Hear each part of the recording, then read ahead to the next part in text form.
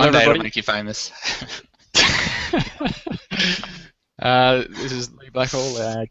Ken Johnson with me. He's giving me a ribbing about it, recording everything. We're going to be attempting our first take, one of probably many, trying to simplify the instructions on how to write a learning objective for an Australian-based university course or subject or unit. In the La Trobe context, that's called a subject intended learning outcome. Ken, I don't want to say any more. This is you giving us a take on how do we do this? How do we write this thing? It's a very special kind of writing, wouldn't you say? Yeah, and I suppose to add to your context, this is for La Trobe teachers. They'll be entering these subject intended learning outcomes into the new course information management system, SIMS. So this is to help them do that by the required date, which we don't need to say on this site, but which is coming up. So so why are we writing these ILOs? In the La Trobe context, it's a requirement that all subjects have ILOs. And as a result, the new course information management system requires that ILOs be written into it. And so there's another number of subjects that don't have ILOs yet, and they need to be created so that they can be put into SIMS. One of the benefits of ILOs is it enables us to align the subjects with standards imposed by the Australian Qualifications Framework, which is the national framework for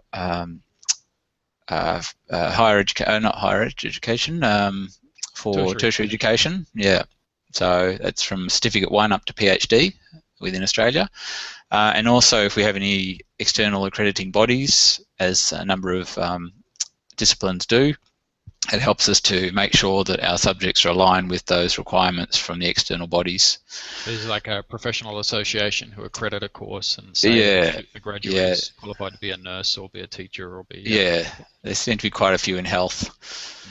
It also helps because if you have your intended learning outcomes, then when you're creating assessments, then it's easier to align those assessments to the ILOs.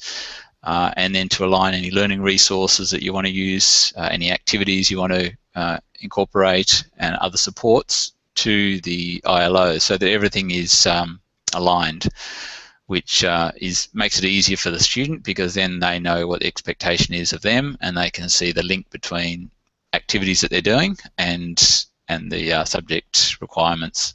Mm-hmm. Yep. So ILOs, intended learning outcomes, are statements of what students are expected to demonstrate they know or are able to do at the end of a course or subject.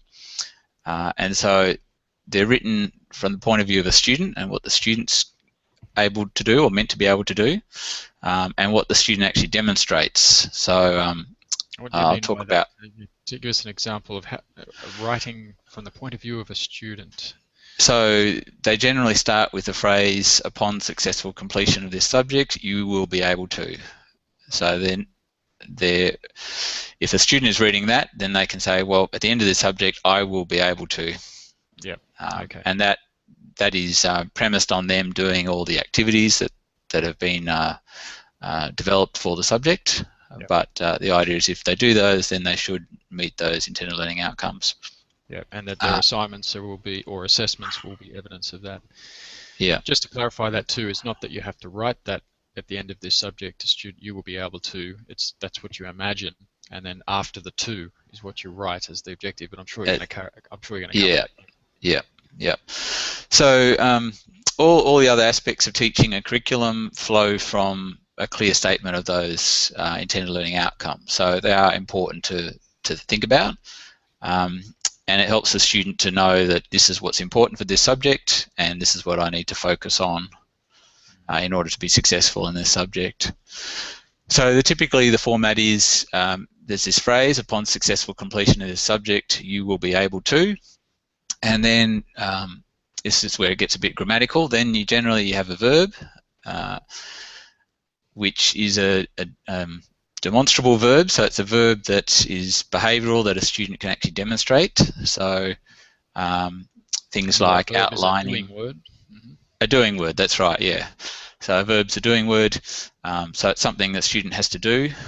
And then after that verb, you have the object of the verb. So what are they doing? Or what are they doing it with? And then the context in which that verb is used. So I've got some examples here. So outline the fundamental theory of friction and wear and its application in engineering. Apply the principles of mechanical kinetics to single degree of freedom vibration systems. This is where it'd be easier to actually have these displayed. Could so you can, if you wanted to. Yeah, okay, well, I'll do that. So you can see those doing words happening first, and there you go. Okay, let's. Can you see that? If you zoom in a little bit more, don't go to presentation mode because we'll lose it that way. Okay, I think we can see them. More would be better. Okay. How's that? Yep. Okay, so there's the imaginary sentence or beginning to the sentence. Upon successful completion of this subject, you should be able to action verb, the object of the verb, and the context in which the verb is used. Nice. Okay. So here's some examples. So outline, so that's the action verb. So students should be able to outline what's the object? Well, the fundamental theory of friction and wear. And then the context is in engineering. Yeah. So these are all short ILOs, and it's good to keep them short if possible, but they can be longer. So apply, so the student is expected to be able to apply. The object is the principles of mechanical kinetics, and the context is to single degree of freedom vibration systems, and so forth. So there's three basic parts to it. I don't suppose you've got any from a health context up your sleeve there, Ken? No, it might be good to have some there though. Well, those last two I often see those in a health-related subject. Yeah. Yep. Yeah, it might be a good idea to actually create a few for the benefit of our health teachers. All right. So I think we've got a clear grasp of the grammatical structure of the objective or the intended learning outcome.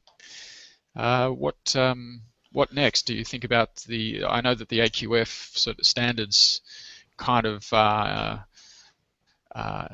get us to think about the level of the academic level of that action verb. Yes, that's right. Yeah. So in the AQF, it specifies the standard expected at different levels for the AQF from that Cert 1 up to PhD. And there's different knowledge expected, there's different skills expected, and different applications of knowledge and skill. And so when you're choosing your verbs and thinking about the ILO, you should try to align with the relevant level.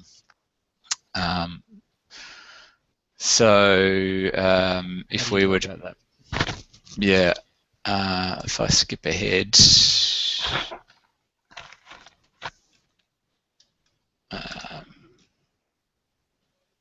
Somewhere here we go.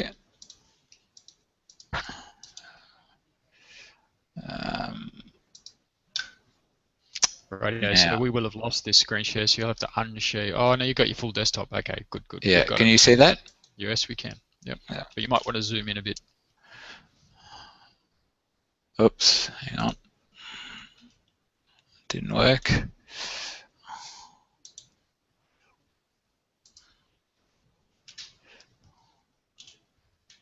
That's not working for some reason. Can you click it? No. Just simply control click it. I'll edit. There we go. Yeah. Copy. So this is the AQF handbook, which is a PDF document. You don't need to read through the whole thing, but if you scroll down... aqf.edu.au to get that. Sorry to cut you out there, Ken. Just wanted to get the URL in. aqf.edu.au. Yep. So down here you have a table which lists the Levels. levels. So you can see there level 1 to 5, and then 6 to 10.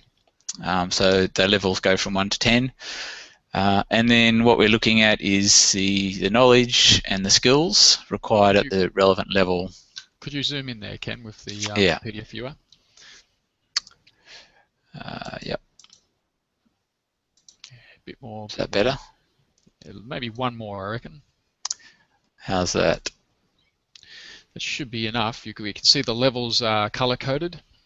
Yeah. And we're starting at level 6 because that's where the university levels begin, more or less. Well, in my mind, it's level 5, actually. I see level 5 as being equivalent to the first year of a bachelor's, and then level 6 the second year, and level 7 the third year. Fair enough. Yep. But I suppose we could argue about that. And then I mean,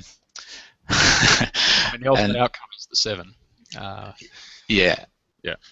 Yeah. So I mean, you might want to start with the 7, and look at the language here, and you might have some comments here, Lee. But you can see here it talks about being able to analyse and evaluate information to complete a range of activities, analyse, generate. There's an action verb right there. Analyse and evaluate. Yeah. But we need more than those. I mean, that gives us a little hint. It gives us 3 or 4 verbs we could just straight up use and know that we're in the level. Yeah. But we need more than that number of verbs to be. So where do you go to get that range of verbs? So typically what teachers do is they use Bloom's taxonomy. And the AQF has based itself on the Bloom's taxonomy as far as I can tell. All right. So I'll bring up this document here, which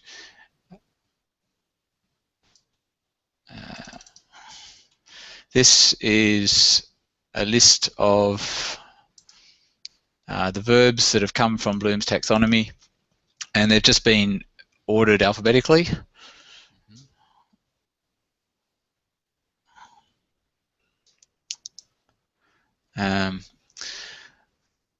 And the thinking behind Bloom's taxonomy is that you have these 6 categories, and that they start with a sort of lower cognitive levels and then go up higher and higher. And there's some debate about whether that's actually the case. But generally you can see if you look at the verbs for recollection, the sort of thing that the student would be required to do is considered simpler. So things like define, describe, distinguish, find. Whereas if you go across to evaluation, things like appraise, argue, assess, criticize, they require a lot more knowledge and cognitive ability. And so generally with bachelor courses, your ILOs would probably have verbs from application, analysis, maybe synthesis and evaluation. And so you look down this column and look at the verbs and try to pick verbs that you think are suitable for your particular subject and what you're trying to achieve. So common ones are things like, oh, you've disappeared there, Lee. Sorry, yeah, I was just, as you were talking, bringing up the Wikipedia entry for Bloom's, because your table is a little bit hard to see, or quite a bit hard to see unless you zoom in, right down to the column, I think, if you're going to go into detail. Okay. But equally, these Bloom's wheel is not going to be easy to see unless I click into it. Yeah. It's just loading up the higher res there. I want to fold this and put it on my fingers and play with my 4-year-old daughter. Pick a number. Hold it open. What do we got? Yeah. But I find the Wikipedia entry for Bloom's pretty good. And anyway, I'll unshare my screen so we can go back to yours if you can zoom in there. Okay. So, can you read that? Yes, I think that's pretty good. Better. You can hit that little left-facing arrow if you want to get rid of that thumbnail view of the document. Oh yeah, that would help. Yeah. Yep. So this is a good place to go to, whether it's this document or Wikipedia or anywhere else. If you Google Bloom's taxonomy, any site will come up with these verbs, and you'll see that some of these verbs are the same that we saw in the AQF document. So analyze and evaluate would be in this list.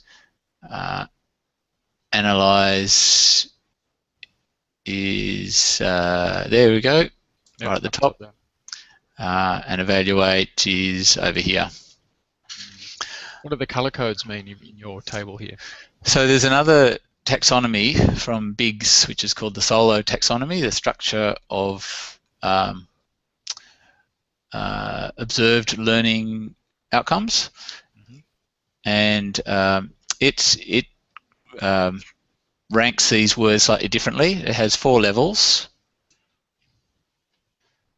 unistructural, multistructural, relational, and extended abstract. And the idea is that unistructural, again, is more simple cognitively, and then it increases in complexity to extended abstract.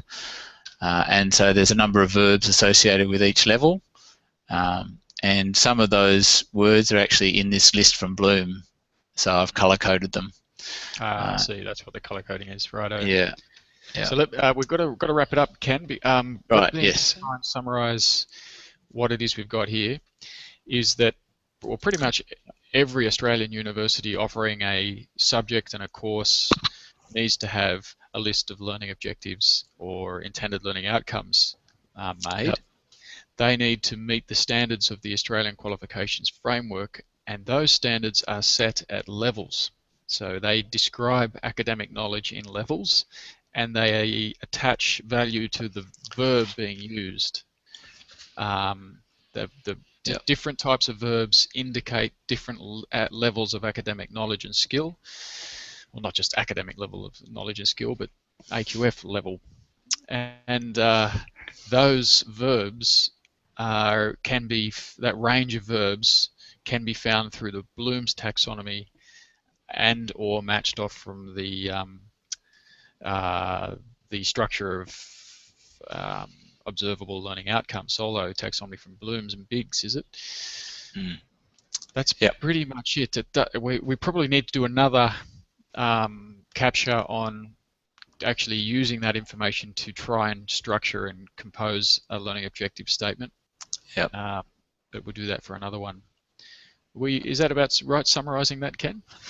Yep. I'll unshare your screen so we can see your face. Yeah.